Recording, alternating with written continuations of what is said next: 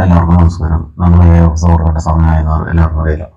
March April മാസങ്ങളിൽ അക്കൗണ്ടിന്റെ മറ്റേ സംബന്ധിച്ചുള്ള ഏറ്റവും ക്രൂഷ്യലായിട്ടുള്ള സമയമാണ്. നമുക്ക് ആനുവൽ ഫിനാൻഷ്യൽ സ്റ്റേറ്റ്മെന്റ് എന്തൊക്കെയാണ് ഉൾപ്പെടുന്നത് നോക്കാം. 1 balance sheet, 2 income tax voucher, 3 receipt payment, 4 cash flow statement, trial balance. അപ്പോൾ അതിനകത്ത് റേഷ്യോ അനാലിസിസ് കൂടെ കഴിഞ്ഞ പ്രാവശ്യം ഓഡിറ്റർ വന്നപ്പോൾ ചോദിച്ചിട്ടുണ്ട്. അപ്പോൾ റേഷ്യോ അനാലിസിസ് നമുക്കിനൊന്ന് കിട്ടില്ല. അപ്പോൾ അത് നമുക്ക് നോക്കാം. അപ്പോൾ ഇതാണ് ഈ എന്തൊക്കെയാണ് വരുന്നതെന്ന് ഓരോ അക്കൗണ്ടുമാരെ കൃത്യമായിട്ട് മനസ്സിലാക്കിയിരിക്കുകയും അതിന്റെ ബാലൻസും അതുപോലെ തന്നെ ഓരോ ഫണ്ടിലുള്ള ബാലൻസും നമ്മൾ എഴുതി സൂക്ഷിക്കുകയും ചെയ്യണം. അപ്പോൾ നമുക്ക് അറിയാം, ഓരോ ലെഡ്ജർ 1 വെച്ച് തുടങ്ങുന്ന ലെഡ്ജറുണ്ട്, 2 വെച്ച് ലെഡ്ജർ തുടങ്ങുന്നുണ്ട്, 3 വെച്ച് ലെഡ്ജർ തുടങ്ങുന്നുണ്ട്, 4 വെച്ച് ലെഡ്ജർ തുടങ്ങുന്നുണ്ട്. 1 വെച്ച് തുടങ്ങുന്ന ലെഡ്ജർ ഇൻകവും, 2 വെച്ച് തുടങ്ങുന്ന ലെഡ്ജർ എക്സ്പെൻസും, 3 വെച്ച് തുടങ്ങുന്ന ലയബിലിറ്റിയും, അതുപോലെ 4 വെച്ച് തുടങ്ങുന്ന അസറ്റുമാണ്. ഇത് നമുക്ക് ട്രെയിനിങ്ങിന് പോയിട്ടുണ്ടെങ്കിൽ അവർ വിശദമായിട്ടുള്ള കഥകളൊക്കെ പറഞ്ഞിട്ടുണ്ടാവും. എങ്കിലും ഒന്നുകൂടെ ഞാൻ പറയുകയാണ്. 1 എന്ന് പറയുന്ന ഇൻകം, 2 എന്ന് പറഞ്ഞ എക്സ്പെൻസ്, 3 എന്ന് പറഞ്ഞ ലയബിലിറ്റി, 4 എന്ന് പറഞ്ഞ അസറ്റ്. അപ്പോൾ ഇത് നമുക്ക് ഒരു ഇൻകത്തെ കൂട്ടിക്കൊണ്ട് വരാൻ വേണ്ടിയിട്ട് അതിനെ ക്രെഡിറ്റ് ചെയ്യണം. അതുപോലെ തന്നെ ലയബിലിറ്റിയും ക്രെഡിറ്റ് ചെയ്യണം. 2 എക്സ്പെൻസിനെ കൂട്ടാൻ വേണ്ടിയിട്ട് ഡെബിറ്റ് ചെയ്യണം, അസറ്റിനെ കൂട്ടാൻ വേണ്ടിയിട്ട് ഡെബിറ്റ് ചെയ്യണം. അതുപോലെ തന്നെ ഇൻകത്തിനെ കുറയ്ക്കാൻ വേണ്ടിയിട്ട് ഡെബിറ്റ് ചെയ്യണം, ലയബിലിറ്റിയെ കുറയ്ക്കാൻ വേണ്ടിയിട്ട് ഡെബിറ്റ് ചെയ്യണം, എക്സ്പെൻസിനെ കുറയ്ക്കാൻ വേണ്ടിയിട്ട് ക്രെഡിറ്റ് ചെയ്യണം, അസറ്റിനെ കുറയ്ക്കാൻ വേണ്ടിയിട്ട് ക്രെഡിറ്റ് ചെയ്യണം.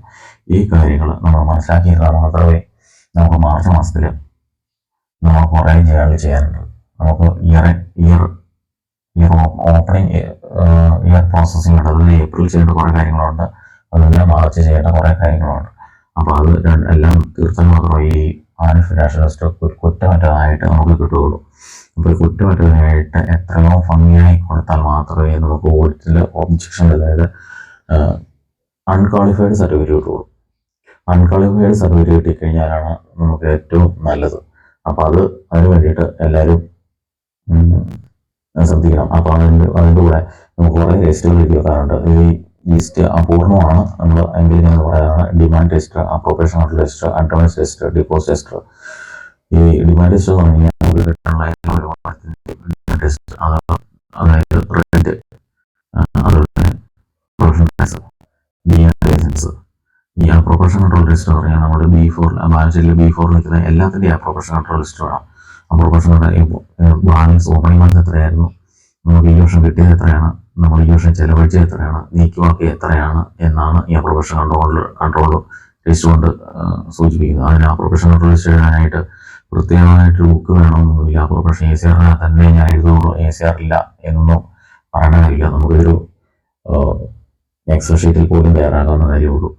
അതുപോലെ അഡ്വാൻസ് രജിസ്റ്റർ എന്ന് പറയുന്നത് നമ്മൾ എന്തെങ്കിലും അഡ്വാൻസ് കൊടുത്തിട്ടുണ്ട്, ഇംപ്ലിമെന്റിംഗ് ഓഫീസർക്ക് അഡ്വാൻസ് കൊടുത്തിട്ടുണ്ടാവും, അതിൽ NRGക്കാർക്ക് അഡ്വാൻസ് കൊടുത്തിട്ടുണ്ടാവും. അങ്ങനെയുള്ള അഡ്വാൻസ് നമുക്ക് തിരിച്ചു കിട്ടാനുള്ള എന്തൊക്കെ എവിടെ നിന്നൊക്കെ എന്ന് പൈസ കൊടുത്തു കഴിഞ്ഞാൽ തിരിച്ചു കിട്ടാനുണ്ട് എന്ന് സൂക്ഷിക്കാനാണ് അഡ്വാൻസ് രജിസ്റ്റർ.